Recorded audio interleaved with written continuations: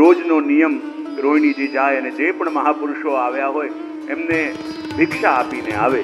અને આજે તો શિવજી જોગીનું રૂપ લઈને પધાર્યા છે અને જ્યાં રોહિણીજી કંઈક ભિક્ષા આપવા ગયા અને બાબા કહે છે, અરે હું બહુ દૂરથી આવ્યો છું, તમારા લાલાના દર્શન કરવા માટે આવ્યો છું અને મને ભિક્ષામાં કંઈ ના. રોહિણીજી ભાગતા ભાગતા અંદર ગયા અને મૈયાને કહે, મૈયા બહાર કોઈ બાબા આવ્યા છે અને કહી રહ્યા છે કે મને ભિક્ષામાં ઓર કોઈ નહીં, મને તો લાલાના મુખના દર્શન કરાવો. મૈયા કે એવું કોણ આવ્યું છે? બોલે કેવા લાગે છે? બોલે અંગમાં બહૂત લગાઈ છે, મુંડોની માલા છે, ગળામાં સર્પ છે અને કહી રહ્યા છે મારે તો લાલાના દર્શન કરવા છે. મૈયા કે મારે લાલો તો ડરી જશે, એમને કહી દો કે ના, હું લાલાને લઈને બહાર નહીં લાવું. અને જ્યાં રોહિણીજી કહેવા ગયા બાબાને કે મૈયા તો કહે છે કે લાલાને બહાર નહીં લાવું, ત્યારે બાબા કહે કે હું પણ હઠયોગી છું અને નક્કી કરીને આવ્યો છું કે લાલાના દર્શન કર્યા વિના જવાનો નથી. ભલે હમણાં નહીં લાવે, મોટો થશે તો રમવા માટે બહાર તો નીકળશે, ત્યારે દર્શન કરીને જઈશ, મને જરાય ઉતાવળ નથી. રોહિણી જઈને મૈયાને કહે, બાબા તો હઠ લઈને આવ્યા છે કે દર્શન કર્યા વિના જશે નહીં. એ કહે કે લાલો મોટો થશે, રમવા બહાર જશે, ત્યારે દર્શન કરીને જશે. મૈયા કે કહી દો રમવા માટે બધા મિત્રોને ઘરે બોલાવી લઈશ, પણ લાલાને બહાર નહીં કાઢે. રોહિણીજી બહાર આવ્યા અને બાબાને કે બાબા આપ નથી માનતા ને મૈયા નથી માનતી. મૈયા તો કહે છે કે રમવા માટે મિત્રોને ઘરે બોલાવી લઈશ, પણ આને બહાર નહીં કાઢો. બાબા કે મને જરાય ઉતાવળ નથી, મોટો થશે તો ભણવા માટે પાઠશાલામાં તો જશે, ત્યારે દર્શન કરીને જઈશ. રોહિણીજી આવીને મૈયાને કહું, બાબા તો કહી રહ્યા છે કે પાઠશાળામાં જશે ત્યારે દર્શન કરીને જઈશ.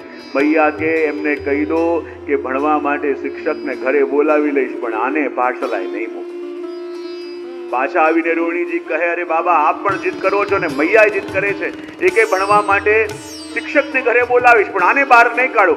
શિવજી કે મને જરાય ઉતાવળ નથી, મોટો થશે ત્યારે પરણાવશે તો ખરા ને, વરઘોડો નીકળશે ત્યારે દર્શન કરીને જઈશ. રોહિણીજી આવીને મૈયાને કે બાબા પણ હઠ લઈને આવ્યા છે. એ કહે કે હું તો નક્કી કરીને આવ્યો છું, દર્શન કર્યા વિના નહીં જાઉં, કે મોટો થશે પરણાવશે તો ખરા, વરઘોડો નીકળશે ત્યારે દર્શન કરીને જઈશ. મૈયા કહી દે, મૈયાએ કહું કહી દો કે આખી જિંદગી કુંવારો રાખીશ, પણ બહાર નહીં કાઢું. અને જ્યાં બંનેમાં ચર્ચાચર્ચી થવા લાગી, શિવજીને પ્રભુનો વિયોગ થઈ રહ્યો છે અને પ્રભુ સમજી ગયા કે બાબા દર્શન કરવા માટે આવ્યા છે, પણ મૈયા મને લઈને બહાર જતી નથી. અને એવી લીલા પ્રભુએ કરી કે જોર જોરથી પ્રભુ રુદન કરવા લાગ્યા.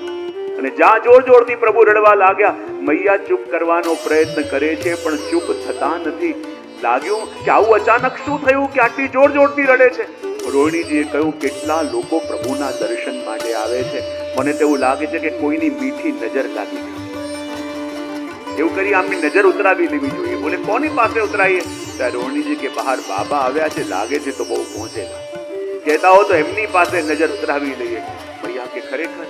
અને ડરતા ડરતા પ્રભુને લઈને જ્યાં મૈયા બહાર આવ્યા અને પ્રભુની દૃષ્ટિ પડી શિવજી ઉપર અને શિવજીની દૃષ્ટિ પડી પ્રભુ ઉપર, અને જ્યાં પ્રભુએ શિવજીને જોયા, પ્રભુ મંદ મંદ સ્મિત કરવા લાગ્યા. અને જ્યાં પ્રભુ હસવા લાગ્યા, મૈયા વિચાર કરે, અરે જુઓ તો ખરા, બાબાને જોઈને મારા લાલા હસવા લાગ્યા. બાબા લાગે છે તો બહુ પહોંચેલા. પાસે ગયા અને કહે કે બાબા મને એવું લાગે છે આ બહુ પહોંચેલા છો, તો કૃપા કરીને બતાવો મારા લાલાનું ભવિષ્ય કેવું હશે. શિવજી કે એમને એમ નહીં, મારા હાથમાં આપો તો બતાવો. મૈયા કહે બાબા આપના ગળામાં સર્પ છે, મારો લાલો ડરી જશે.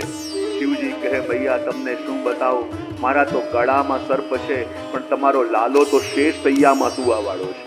શાંતાકારમ ભુજગ શયનમ, અને શેષની શૈયા ઉપર સુવે છે, એની વડે સર્પની શું બીક, મારા હાથમાં તો આપો. અને જ્યાં મૈયાએ ડરતા ડરતા પ્રભુને શિવજીના હાથમાં આપ્યા, અને જ્યાં પ્રભુને હાથમાં લીધા, માનો શિવજીની ભાવ સમાધિ લાગી ગઈ, આંખોમાંથી પ્રેમાશ્રુ આવવા લાગ્યા. અને ત્યારે મૈયાએ પૂછ્યું બાબા બતાવો મારા લાલાની ઉપર કોઈ કષ્ટ, કોઈ વિપત્તિ તો નહીં આવે ને, એને કોઈનાથી ભય તો નથી ને? શિવજી કહે ભય પણ જેનાથી ભયભીત થતો હોય એને વળી કોનો ભય હોઈ શકે? પણ ડરતા ડરતા મૈયા એક વાત પૂછી. મૈયા કે જ્યારથી મારો લાલો થયો છે તો આ બધી ગોપીઓ મને તાના મારી રહી છે કે તારો લાલો બહુ સાંવરો છે, એને કોઈ કન્યા પરણાવશે નહીં, તો તો બાબા કૃપા કરીને બતાવો મારા લાલાના લગ્ન થશે કે કેમ.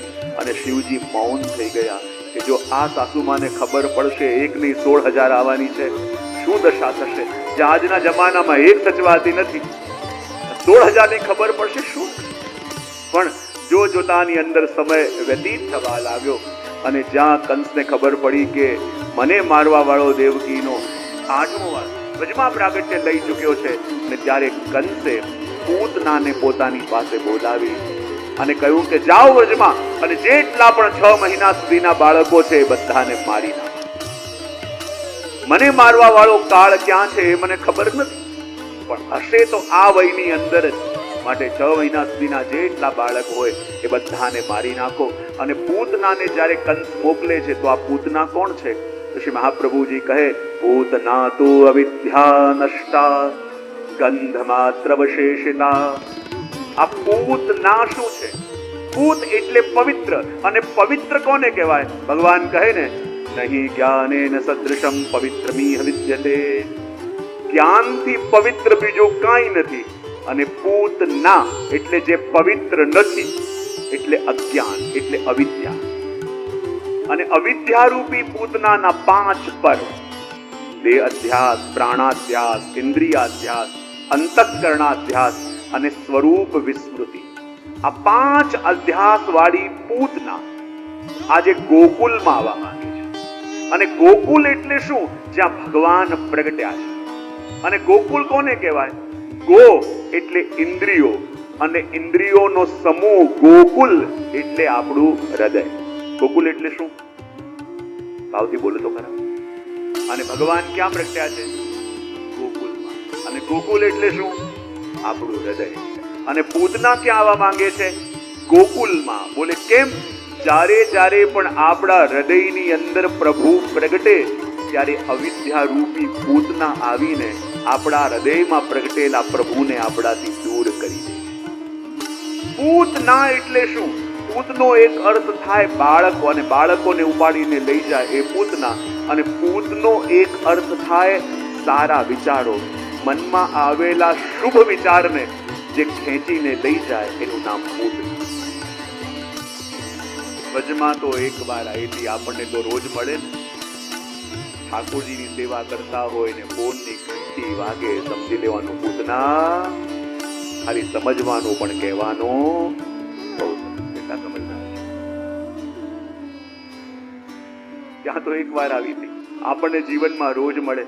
અને જ્યારે પૂતના ભગવાનની પાસે આવી રહી છે, સુંદર શૃંગાર કરીને, એવું સુંદર રૂપ એને ધારણ કર્યું છે. પણ જો મહાપ્રભુજી અહીંયા આજ્ઞા કરે છે કે ગોકુલ એટલે આપણું હૃદય. પ્રભુ પ્રગટ્યા છે ગોકુલમાં, અને પૂતના આવવા માંગે છે આપણા હૃદયમાં આવી, આપણા હૃદયમાં પ્રગટેલા પ્રભુને આપણાથી દૂર લઈ જવા માટે. પણ મહાપ્રભુજી કહે કે પૂતના ગોકુલમાં ક્યારે આવી શકે? પૂતના ગોકુલમાં ક્યારે આવી શકે? જ્યારે ગાયો પણ ગોકુલમાં ન હોય અને નંદ બાવા પણ ગોકુલમાં ન હોય, ત્યારે જ પૂતના ગોકુલમાં આવી શકે. જો નંદ બાવા ગોકુલમાં છે અને ગાયો ગોકુલમાં છે તો પૂતનાની હિંમત નથી કે ગોકુલમાં આવી જાય. આનો મતલબ શું થાય? તો શ્રી મહાપ્રભુજી કહે છે કે નંદ બાવા એટલે જીવ. નંદ બાવા એટલે કોણ? ગાયો એટલે કોણ? ગાયો એટલે આપણી ઇન્દ્રિયો, આપણી સંસ્કૃતિ. ગાયો એટલે કોણ? આપણી ઇન્દ્રિયો. અને જ્યાં સુધી નંદ બાવા ગોકુલમાં છે અને ગાયો ગોકુલમાં છે, એનો મતલબ એમ કે જ્યાં સુધી જીવ ભગવાનની સન્મુખ છે અને જ્યાં સુધી ઇન્દ્રિયો પણ ભગવાનની સન્મુખ છે, ત્યાં સુધી પૂતના ગોકુલમાં આવી શકતી નથી. પણ જ્યારે પૂતના ગોકુલમાં આવી, નંદ બાવા ગયા હતા મથુરા કંસને વાર્ષિક કર આપવા માટે, અને ગાયો ગઈ હતી વનમાં ચરવા માટે. એનો મતલબ શું થયો? કે આજે જીવ પણ ભગવાનથી વિમુખ અને ઇન્દ્રિયો પણ ભગવાનથી વિમુખ. અને જ્યારે જીવ અને ઇન્દ્રિયો ભગવાનથી વિમુખ થાય ત્યારે અવિદ્યા રૂપી પૂતના આપણા હૃદય રૂપી ગોકુલમાં પ્રવેશ કરે છે. હાથમાં કમળનું પુષ્પ લઈને ફેરવતી ફેરવતી જાય છે. જે જુએ દંગ થઈ જાય કે આ કોઈ દેવાંગના છે, કોઈ લક્ષ્મીજી પાછા પ્રભુને લેવા આવ્યા છે કે કોણ છે. અને પૂતનાને લાગે જો મારો પ્રભાવ દરેકની ઉપર ચાલી રહ્યો છે. અને ચાલતા ચાલતા જ્યાં નંદાલયમાં આવ્યા અને બહાર ઓણીજી અને બધા બેઠા છે અને કહું કે આ તો કોઈ બહુ મોટા ઘરની સ્ત્રી લાગે છે. આવીને પૂછ્યું કે મેં સાંભળ્યું છે તમારા ઘરમાં બહુ સુંદર લાલાનું પ્રાગટ્ય થયું છે અને હું એના દર્શન માટે આવી છું.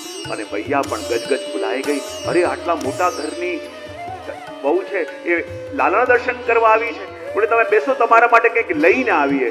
અને જ્યાં કંઈક વ્યવસ્થા કરવા ગયા પૂતનાને મોકો મળ્યો અને પૂતના સીધી અંદર નંદાલયમાં ઘૂસી. અને જ્યાં નંદાલયમાં ઘૂસી અને ત્યાં પારણામાં પ્રભુ પહોળેલા હતા, સીધી એમની પાસે પહોંચી ગઈ અને પાલનામાં પહોળેલા પ્રભુના દર્શન પૂતના એવી રીતે કર્યા જેવી રીતે રાખમાં છુપાયેલો અગ્નિ હોય ને, સામેવાળાને ખબર ન પડે કે આ તો રાખ દેખાય છે, પણ જ્યારે અડો ત્યારે ખબર પડે આ તો દઝાડતો અગ્નિ છે. અને પૂતનાએ પણ જ્યારે ભગવાનના દર્શન કર્યા એ સમજી ન શકી કે આ કોણ છે. અને કહેવાય કે જ્યાં પૂતનાએ ભગવાનને જોયા અને કહ્યું કે આને તો ચપટીઓમાં મસળી દઈ શું વાર લાગશે. અને જ્યાં પ્રભુને લેવા માટે પૂતના નીચે ઝૂકી, આપણા આચાર્યો કહે કે ત્યારે ભગવાને પોતાના નેત્ર બંધ કરી દીધા. પૂતનાને દ્રષ્ટિનું દાન કર્યું. નેત્ર કેમ બંધ કરી દીધા? અનેક કારણો છે. પૂતનાના ગયા જન્મને પણ યાદ કરે છે કે આ પૂતના બીજું કોઈ નહીં, બલિરાજાની કન્યા રત્નમાલા છે.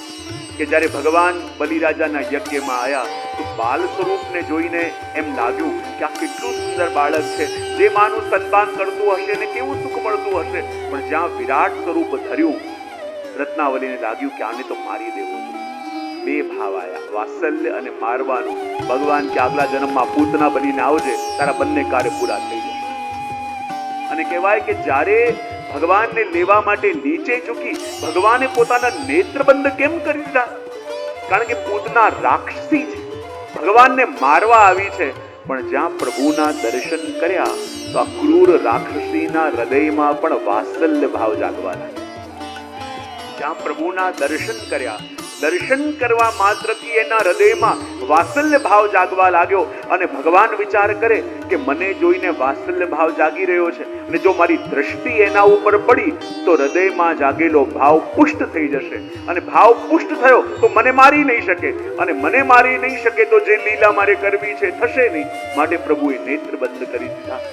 હવે જ્યાં પૂતનાએ ભગવાનને ઉઠાવ્યા અને ભગવાને શું કર્યું? બંને હાથે પૂતનાના બંને હાથોને કસીને પકડી દીધા. બોલે કેમ? બોલે હમણાં આનો ઉદ્ધાર કરવા જઈ રહ્યો છું અને હમણાં આનો ઉદ્ધાર કરી દીધો તો જ્યારે 2024 આવશે ત્યારે કેટલાક લોકો મારા ઉપર ક્લેમ પણ કરી શકે એમ છે. બોલે કેમ? બોલે અમે આટલી સેવા કરીએ, આટલા સત્સંગ કરીએ અને અમારા ઉપર કૃપા થતી નથી. એ તો રાક્ષસી છે, આપને મારવા આવી હતી તો પણ આપે એનો ઉદ્ધાર કર્યો.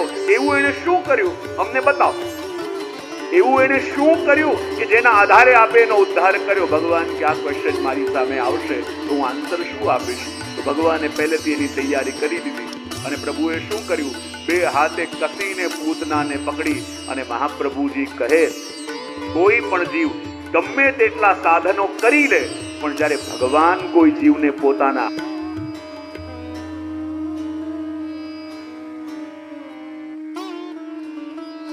પૂતનાના પ્રાણોને પીવાનો પ્રારંભ કર્યો. પૂતનાને ભયંકર પીડા થવા લાગી. અને જ્યાં ભગવાન કોઈનો સ્પર્શ કરે મૂળ સ્વરૂપ આયા વિના ન રહે અને રાક્ષસીનું સ્વરૂપ ધારણ કરી આકાશમાં ઉડવા લાગી. અને જ્યાં ભગવાને પૂતનાના પ્રાણોનું પાન કરી લીધું, ભયંકર ગર્જના કરતા કરતા એક બગીચામાં જઈને પડી અને બધા ઝાડ પાન ચૂર ચૂર થઈ ગયા.